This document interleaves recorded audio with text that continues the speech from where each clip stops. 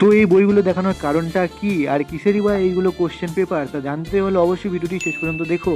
So hey viewers, কেমন আছো সবাই? আবার তোমাদের সকলকে স্বাগত জানাই আমার 30 days nonstop video uploaded day 12-এ। তো আজকে সারাদিন বাড়ির কাজে ব্যস্ত থাকার কারণে ভিডিওটি সন্ধ্যেবেলা শুরু করলাম। তো সন্ধ্যেবেলা মা করেছিল চাউমিন। তো সারাদিন কোনো ভিডিও বানাতে না পারার কারণে সন্ধ্যাবেলা আমি ঠিক করি তোমাদের মধ্যে শেয়ার করতে আমি কেমন করে আমার মাধ্যমিক পরীক্ষা দিয়েছি এবং কেমন হয়েছে পরীক্ষা এবং কোন বইগুলো আমি মাধ্যমিকের সময় ফলো করেছিলাম। তো চলো সবার প্রথমে তোমাদের আমি স্টাডি টেবিলে ভিউটা দিয়ে দিই। বিছানায় কিংবা অন্য কোথাও পড়তে বসলে আমার পেয়ে যেত পুরো ঘুম, সেই জন্য আমি স্টাডি টেবিলে বসে পড়াশোনার পেছনে বেশি টাইম দিয়েছি।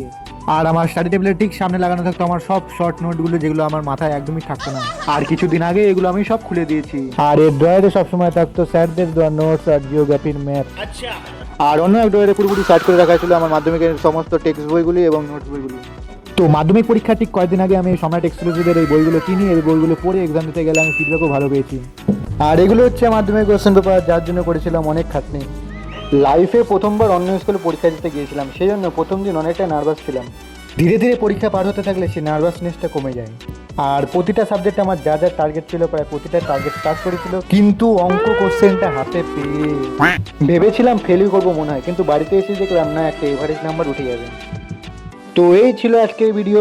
কেমন হয়েছে সবাই অবশ্যই নিচে কমেন্ট বক্সে জানিয়ে দিও। কেউ কিন্তু লাইক করতে ভুলো না, চ্যানেলটিকে অবশ্যই সাবস্ক্রাইব করে দিও বন্ধুরা। দেখা হচ্ছে আবার পরবর্তী একটি নতুন ভিডিওতে। তত অবধি সবাই ভালো থেকো, সুস্থ থেকো, টাটা, বাই বাই।